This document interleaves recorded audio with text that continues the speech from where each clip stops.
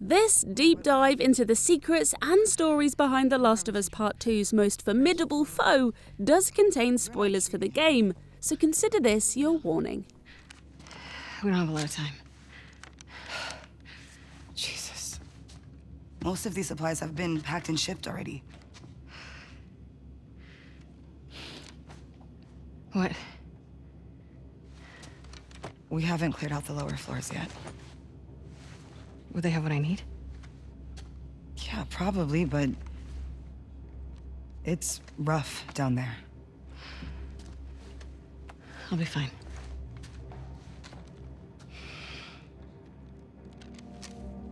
You get caught.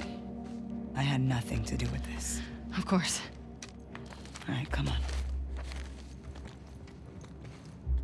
Naughty Dog had been in possession of its Rat King for some time before The Last of Us 2. The problem was that it had nowhere to put it. A few pieces of concept art for the beast were sketched during development of The Last of Us, but it was eventually sent into dormancy as Naughty Dog struggled to find it a suitable scene within Joel and Ellie's original journey. The Rat King wouldn't re-emerge for several years, not until the studio found itself storyboarding a trial by fire sequence for one of the two protagonists of The Last of Us 2. May your survival be long. May my death be swift. Co-director Kurt Marganow said, "We wanted Abby to have this really intense thing that she overcomes, because she's kind of on this redemption mission to get the supplies for Yara's arm. And so it seemed like the perfect place for the Rat King. She's gone through all of these trials, overcoming her fear of heights climbing the sky bridge, fighting through hordes of infected on the way down, and coming out the other side thinking the worst was over, only to be thrown right into this nightmare boss fight." With the bones of the Rat King encounter in place, Naughty Dog could begin thinking about how it would introduce this new infected boss to the player, and the best way it could ramp up the fear factor while staying true to The Last of Us's firmly grounded sense of authenticity. That meant Abby's descent into Ground Zero needed to feel organic, not mechanical. And for sound designer Bo Anthony Jimenez in particular, it demanded a preamble that would continue to mess with player expectations right up to the Rat King's full reveal. The fuck did this? Initially, the introduction was a jump scare, he explains. That idea didn't excite me because I felt like it wasn't enough time to tell the sonic story of the Rat King. I fell in love with the idea that you start to hear something coming in the distance, and that your preconceptions of infected sounds will try to fill in the gaps as to what exactly was approaching.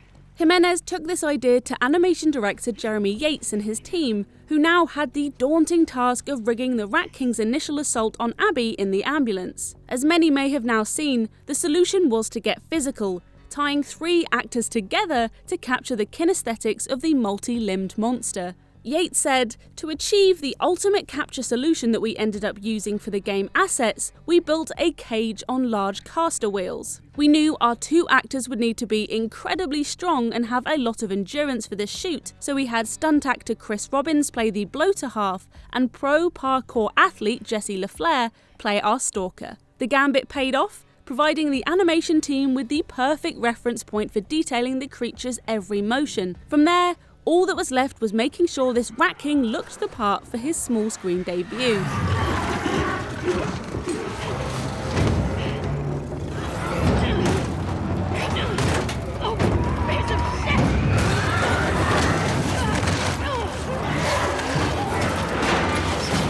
Marganow says, "One big reference point for us was the Neil Blomkamp film Zygote. If you look at that video, you can see there's a lot of inspiration there.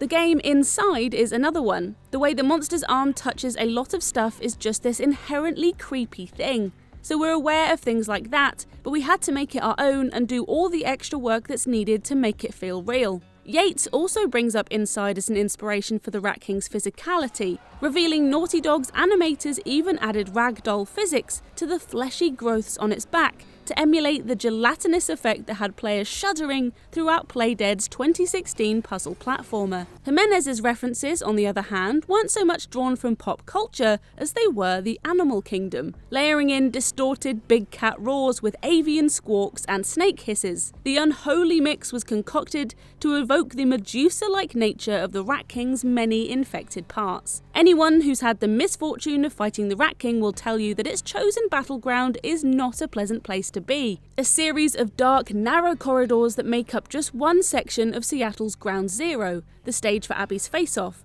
represents the iterative culmination of a dozen ditched concepts. Game co-director Anthony Newman reveals that it wasn't until lead designer Richard Cambier proposed a Hail Mary last-minute change that really elevated the quality of the fight from an 8 to a 10. He had this idea of introducing these pseudo-dead ends, where you're kind of looking for your exit in a much more claustrophobic space, which allows the Rat King to get towards you and makes for these really narrow escapes, Newman said. I remember we begged the environment team at the last minute, and I remember them saying, okay, you get this one, but only because you asked so nicely. These loops, as Naughty Dog refers to them, came in the form of rooms made up of circumventable obstacles, such as a pillar or a medical table. With these established, Naughty Dog realised it had an arena that felt intensely claustrophobic, encouraging players to think on their feet with a heightened awareness of their own vulnerability. Newman goes on to say, the challenge was less about making the fight fair and more about making it interesting.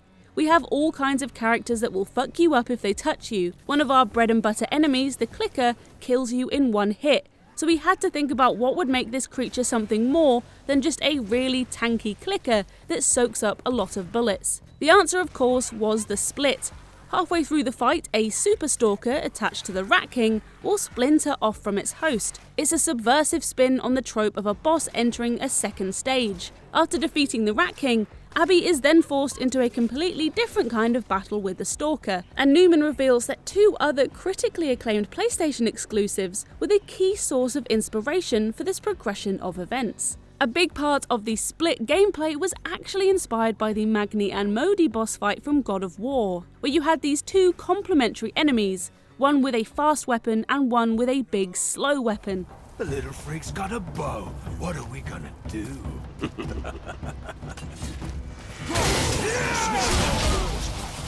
Don't tell me what to do, brother.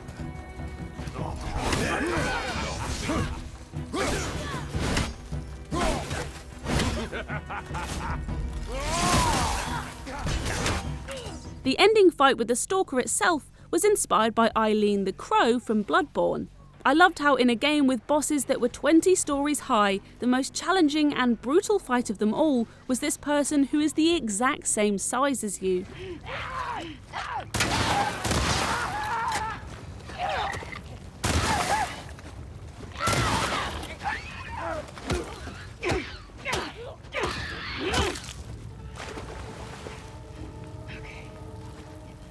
With both the Rat King and Super Stalker slain, Abby emerges from the other side of the hospital a changed person.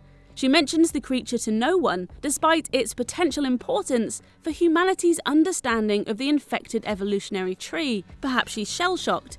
Perhaps she's worried no one will believe her.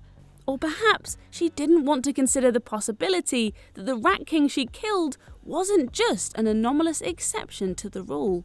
Thanks for watching our deep dive into the Rat King. That sounded a lot better in my head. If you like this video, be sure to give it a thumbs up so we can look into some more deep dives in the future. Perhaps even drop us a comment as to who you'd like us to look at next. And subscribe to Games Radar for more gaming stories, reviews and previews.